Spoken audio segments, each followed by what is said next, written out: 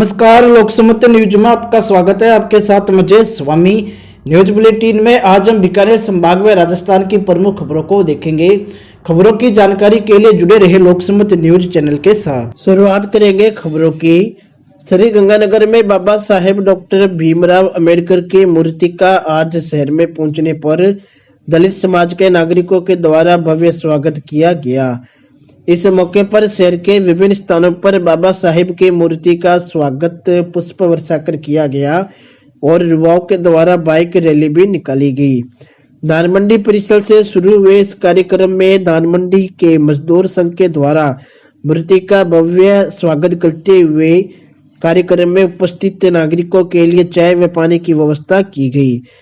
गौरतलब है कि कुछ समय पहले सामाजिक तत्वों के द्वारा गोल चौक पर लगी बाबा साहेब डॉक्टर भीमराव अंबेडकर की प्रतिमा को खंडित कर दिया गया था, जिसके बाद समाज में चंदे के सहयोग से नई प्रतिमा को शहर में लाया गया है, जिसे जल्द ही स्थापित किया जाएगा।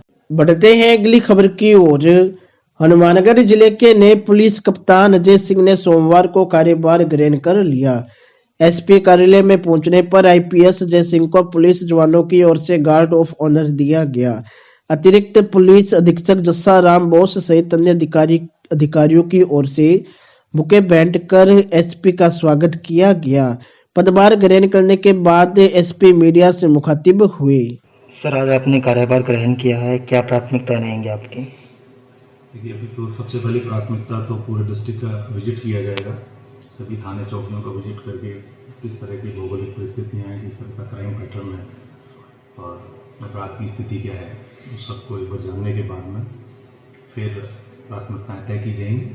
इसके पहले जो पुलिस मुख्यालय द्वारा हमारी ऑलरेडी प्राथमिकताएं 2022 तय की हुई हैं, उन पर हमारा पूरा फोकस रहेगा। इस जिले में थोड़ा नशे की प्रवृत्ति को लेकर के जो अभी ट्रेंड बढ़ रहा है, उसको लेकर के हमारा जीरो टॉलरेंस रहेगा। नशे के खिलाफ विशेष अभियान चलाकर कार्रवाई की जाएगी। कोविड को लेकर क्या रहेगा सर नियम? कोविड को लेकर के जो समय समय पर राज्य सरकार द्वारा गृह मंत्रालय के माध्यम से जो कोविड गाइडलाइन जारी की जाती हैं, उनकी पूर्ण पालना सुनिश्चित करी गई। एक सर 26 जनवरी को लेके हनुमानगढ़ जिले के नागरिकों को क्या मैसेज देना चाहेंगे आप? मैं सभी हनुमानगढ़ निवासियों को गणतंत्र दिवस की हार्दिक शुभकामनाएं प्रेषित करना चाहता हूं। सब गणतंत्र दिवस को एक पर्व के रूप में, एक राष्ट्रीय गर्व के रूप में मनाएं। बढ़ते हैं अगली खबर की ओर। अरोड़ वंश ट्रस्ट श्री गंगानगर के द्वारा किए गए संविधान संशोधन के बढ़ते विरोध के बाद आज ट्रस्ट के द्वारा अपने संविधान संशोधनों को वापस ले लिया गया है। इसी को लेकर अरोड़ वंश समाज की बैठक आयोजित हुई। हालांकि अरोड़ वंश ट्रस्ट की वर्तमान कार्यकारिणी पर भी कई आरोप प्रत्यारोप लगाए गए थे तथा ट्रस्ट के कुछ कानूनों का भी विरोध हुआ था। इस दौरान बैठक में वक्ताओं ने कहा कि ट्रस्ट ने काफी सोच समझकर संविधान में संशोधन किए थे, लेकिन विरोध के बाद इन संशोधनों को वापस लिया जाता है। वहाँ जो हो हल्ला हुआ, पता चला कि कार्यकारिणी ने या अरोड़ वंश के हमारे कपिल सिजा जी ने, प्रधान जी ने कुछ नियमों में संशोधन किया। उन संशोधनों को बड़ा बारीकी से पढ़ा गया, उनको समझा गया, मूल्यांकन किया गया। लगने लगा शायद ये गलत हो सकते हैं, क्योंकि ज़्यादा लोग ये बात कह रहे हैं कि ये गलत है, कुछ लोग कह रहे हैं कि ये सही है। तो इसमें अब प्रकाशता तो हो गई ना, एक विवाद तो उत्पन्न हो गया। बढ़ते हैं अगली खबर की ओर। तमिलनाडु के एम लावण्या आत्महत्या मामले की निष्पक्ष जांच एवं मिशनरी स्कूलों में हो रहे धर्म परिवर्तन के खिलाफ श्री गंगानगर में आज अखिल भारतीय विद्यार्थी परिषद के द्वारा जबरदस्त प्रदर्शन किया गया और 2 सूत्री मांगों को लेकर जिला कलेक्टर को ज्ञापन सौंपा गया। मुख्य रूप से इन्होंने मांग की है कि सभी ईसाई मिशनरी स्कूलों में संस्थागत एंजलवाद का अंत किया जाए और चर्चों और मस्जिदों को स्कूलों से अलग करने के लिए उचित नियामक ढांचे को सख्ती से लागू किया जाए। विभाग के सभी कार्यकर्ता अखिल भारतीय विद्यार्थी परिषद के माध्यम से तमिलनाडु के राज्यपाल को लवण्या नाम की एक 17 साल की लड़की के द्वारा उसे धर्मांतरण के लिए ईसाई मिशनरियों में सेक्रेड हार्ट नाम का स्कूल है। इसके ऐसे स्कूल पूरे भारत में ईसाई मिशनरियों के माध्यम से चलाए जा रहे हैं, जहाँ पे शिक्षा की आड़ में धर्म परिवर्तन कराया जाता है। इसी संस्थागत एंजलवाद के खिलाफ अखिल भारतीय विद्यार्थी परिषद आज तमिलनाडु राज्यपाल को कड़ी से कड़ी कार्रवाई करने के लिए ज्ञापन देने वाला है। ऐसे सख्त कानून बनाए जाए जहाँ से धर्म के नाम पर, चाहे मस्जिद मदरसे हों चाहे एंजलवाद हो, ये लोग धर्म के नाम पर संस्था बनाते हैं और उसमें शिक्षा के नाम पर, शिक्षा के आड़ में धर्म परिवर्तन करवाया जाता है। शिक्षा के आड़ में और इन सब चीज़ों के खिलाफ कानून बनाया जाए, धर्म परिवर्तन का भी। उस लड़की का सुसाइड के नाम पर सभी रिपोर्टिंग कर रहे हैं, जबकि उस लड़की को एक हत्या के मुकदमा चलाया जाए इन लोगों पे, और जिस स्कूल के माध्यम से एक जांच की जाए इन सभी जो इसमें शामिल है, उनसे टॉयलेट क्लीन करवाई गई। इसके खिलाफ जो भी हैं, चाहे जितने भी टीचर उसके शोषण में शामिल हैं, उन सब पे हत्या का मुकदमा चलवा के और विद्यालय के ऊपर कड़ी कार्रवाई की जाए, और उन ऐसे जितने भी स्कूल ईसाई मिशनरियों के माध्यम से सबकी जाँच की जाए और उनकी मान्यता रद्द की जाए। ऐसी अखिल भारतीय विद्यार्थी परिषद की मांग है। खबरों में खबर, अगली खबर हनुमानगढ़ से संवाददाता प्रदीप पाल ने बताया कि हनुमानगढ़ जिला मुख्यालय के निकटवर्ती ग्राम पंचायत 2 KNJ के वार्ड नंबर 2, 4, 6, 8 व 9 के बासिंदे लंबे समय से नरकीय जीवन जीने को मजबूर है। पानी निकासी की व्यवस्था नहीं होने के कारण इन वार्डों के लोगों को बदबूदार माहौल में रहना पड़ रहा है। इन वार्डों में नई सड़कें बनी है और नई ही नालियां। हालात रहे हैं कि अधिकतर लोग अपने मकानों को बिकाऊ कर चुके हैं। इस दौरान ग्रामीणों ने अपनी पीड़ा मीडिया के सामने व्यक्त की। जी, हम ये समस्या हाईलाइट करवाना चाहते हैं कि यहाँ पर पानी की काफ़ी समस्या है कि जो भी घर इस रेलवे बाउंड्री लाइन के पास आते हैं, ये ग्राम पंचायत 2 KNJ के अंडर आता है ये सारा एरिया, तो यहाँ पर पानी की काफ़ी गंभीर समस्या है। और ना तो बारिश के पानी की निकासी है और घरों के पानी की निकासी ऑब्वियसली नहीं है।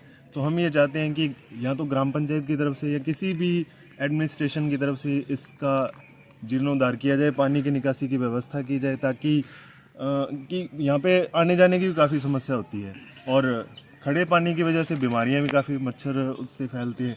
तो हम ये रिक्वेस्ट करना चाहते हैं सबसे, सारे प्रशासन से, कि इस समस्या की सुध लें और इसमें सुधार कार्य करवाएं, क्योंकि यहाँ पर न तो रिलेटिव्स आ पाते हैं और गाड़ियाँ भी नहीं आ पाती। तो इस दिशा में कदम उठाए जाए। इफेक्ट भी पड़ा है और भी कोई इफेक्ट पड़ा है? इफेक्ट काफ़ी पड़ते हैं जी। इफेक्ट तो सौंदर्यकरण नहीं है, बिल्कुल भी नहीं है, और दूसरा स्मेल भी आती है पानी से, और घरों पर भी बैड इफेक्ट पड़ता है कि घरों की नींव में पानी चला जाता है, तो उससे भी काफ़ी सारे बैड इफेक्ट ही हैं। तो कई लोग घर बेच के भी चले गए यहाँ से? काफ़ी बेचते हैं, सारे घरों ने अपने बिकाऊ कर रखे हैं, यानी कि कोई रहना लायक नहीं करता है यहाँ पे इस समस्या के, पानी की समस्या के कारण। तो कोई सरपंच आपका आया नहीं कोई इस समस्या को लेकर बात करने? सरपंच साहब आते हैं, लेकिन इस दिशा में कोई सकारात्मक कार्य नहीं हो सकता है कि रेलवे के अंडर की जगह है तो बातचीत करके इसकी इस समस्या का समाधान किया जाए। क्या नाम है आपका? मेरा नाम गुरप्रीत सिंह है। बढ़ेंगे आगे। श्री गंगानगर में डॉक्टर भीमराव अंबेडकर प्रतिमा लगाओ संघर्ष समिति के पदाधिकारियों ने आज जिला कलेक्टर से मिलकर अपनी मांगों के संबंध में ज्ञापन सौंपा है। पदाधिकारियों ने कहा कि अंबेडकर चौक पर डॉक्टर अंबेडकर की नई प्रतिमा नहीं लगाने पर गोल बाजार में अनिश्चितकालीन धरना शुरू किया जाएगा। समिति के ज्ञापन में बताया गया कि गत 17 जनवरी को भी एडीएम प्रशासन को ज्ञापन देकर अपनी मांगों के संबंध में अवगत करवाया गया था, लेकिन कोई कार्यवाही नहीं हुई। पिछले लगभग 1 वर्ष से संविधान निर्माता डॉक्टर भीमराव अंबेडकर जी की प्रतिमा गोल बाजार अंबेडकर चौक पर खंडित अवस्था में लगी हुई है। अनेकों बार जिला प्रशासन को, स्थानीय जनप्रतिनिधिगणों को अवगत करवा दिया गया कि बाबा साहब की जो खंडित प्रतिमा है उसकी जगह नई प्रतिमा लगाई जाए, लेकिन आज दिनांक तक कोई सुनवाई नहीं हुई। हमने 17 जनवरी को एडीएम साहब को भी ज्ञापन दिया था कि अगर 24 जनवरी तक बाबा साहब की नई प्रतिमा नहीं लगाई गई तो 25 जनवरी को हम अंबेडकर चौक पर धरना प्रदर्शन करेंगे। आज दिनांक तक इस पर कोई कार्रवाई नहीं हुई है। हम पुनः जिला कलेक्टर महोदय से मिलने आए हैं। अगर आज बाबा साहब की प्रतिमा नहीं स्थापित की गई तो कल से अंबेडकर चौक पर अनिश्चितकालीन धरना प्रदर्शन शुरू किया जाएगा। अगर इस दौरान किसी को कोई क्षति पहुंचती है तो उसकी समस्त जिम्मेदारी जिला प्रशासन की होगी। रुक करेंगे अगली खबर का। चूरू से संवाददाता डॉक्टर श्रवण शर्मा ने बताया कि चूरू नगर परिषद की आज साधारण सभा की बैठक आयोजित हुई, जो बैठक हंगामे की भेंट चढ़ गई। सभापति पायल सैनी की अध्यक्षता में हुई बैठक में अनेक मुद्दों पर चर्चा होनी थी, लेकिन सभापति वे कुछ पार्षदों में असहमति होने से हंगामा हो गया। मुख्य रूप से चर्चा जोनल प्लान के मुद्दे की थी, लेकिन इस दौरान कुछ पार्षदों ने हंगामा खड़ा कर दिया और सभागार परिसर में जमकर नारेबाजी की।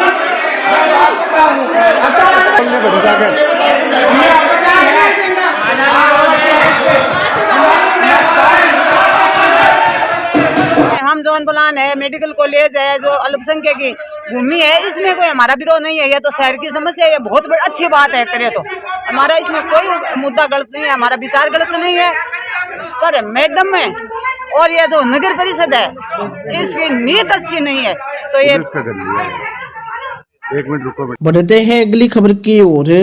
पदमपुर से संवाददाता सीताराम स्वामी ने बताया कि पदमपुर उपखंड अधिकारी सुभाष कुमार ने बालिका दिवस की शुभकामनाएं देते हुए कहा कि किसी भी राष्ट्र की उन्नति में बालिकाओं व महिलाओं का विशेष योगदान रहा है।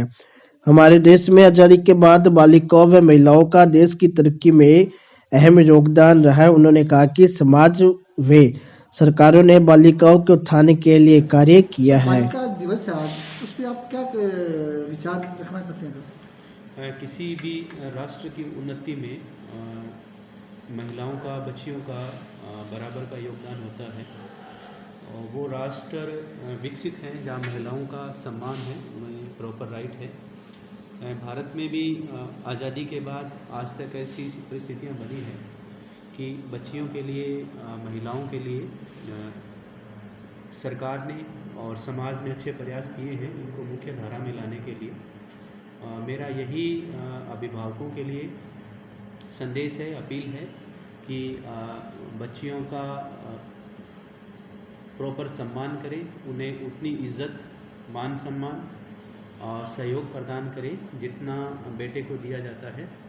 बेटी को भी बराबर बेटे के मानते हुए उसकी तरक्की के लिए प्रयास करें।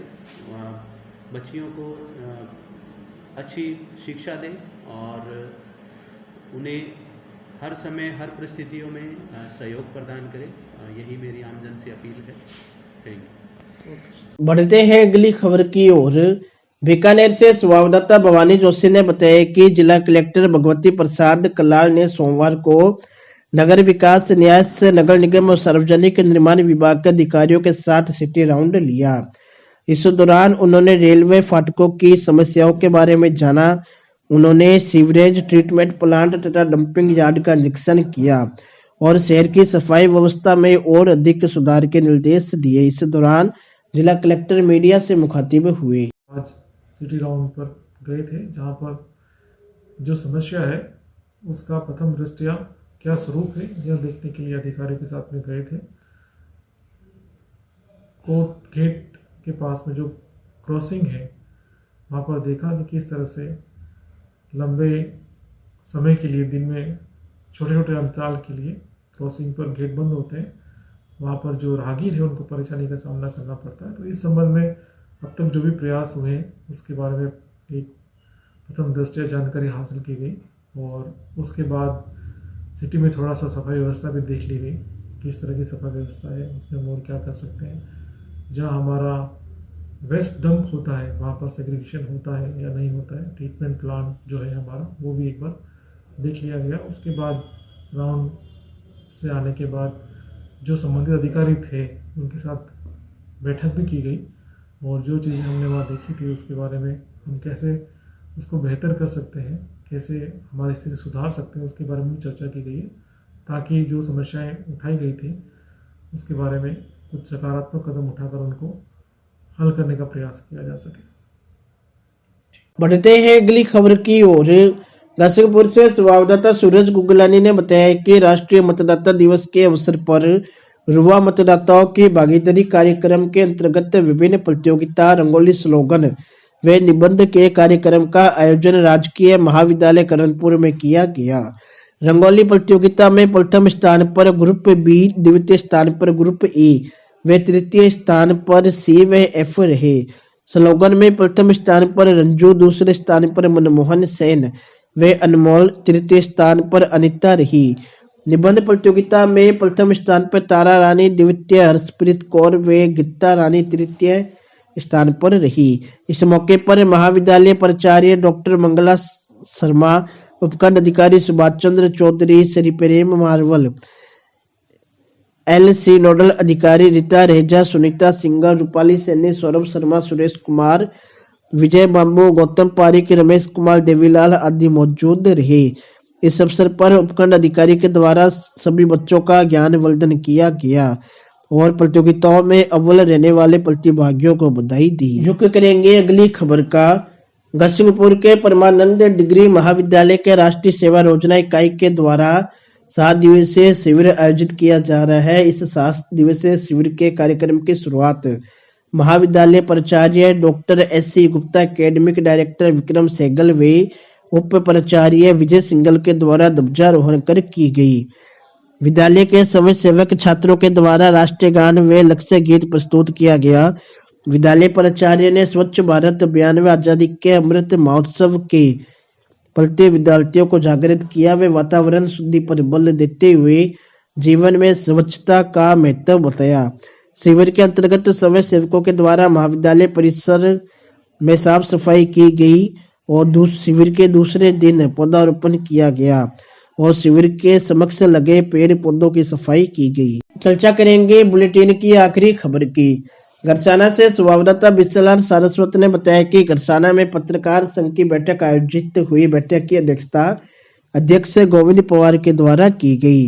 बैठक में पत्रकार संघ के पदाधिकारियों ने पत्रकार संघ में शामिल होने पर पत्रकार सुरेश मवानी को संघ की सदस्यता ग्रहण करवाई, तो वही कस्बे के रुआ वर्ग में बढ़ रही नशा प्रवृत्ति पर चिंता जाहिर करते हुए पत्रकारों ने पुलिस व प्रशासन के सहयोग से नशा मुक्ति शिविर लगाए जाने पर विचार विमर्श किया।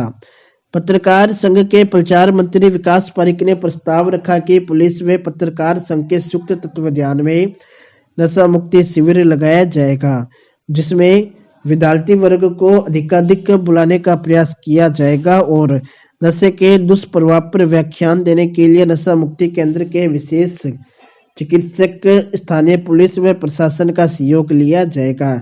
इस दौरान पत्रकारों ने कहा कि नशा मुक्ति शिविर के लिए प्रशासन की परमिशन ली जाएगी।